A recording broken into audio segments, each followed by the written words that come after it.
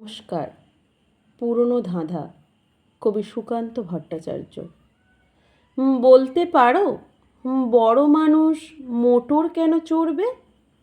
গরিব কেন সেই মোটরের তলায় চাপা পড়বে? বড় মানুষ ভোজের পাতে ফেলে লুচি মিষ্টি, গরিবরা পায় খোলাম কুচি। এ কি অনাসৃষ্টি?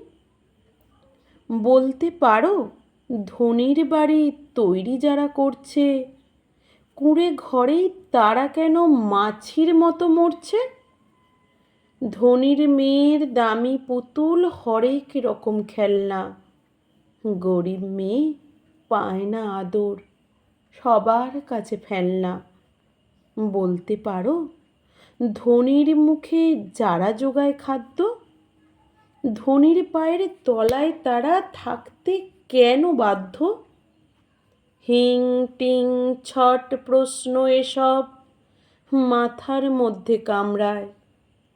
বড় লোকের ঢাক তৈরি গরিব লোকের চামড়ায়। নমস্কার।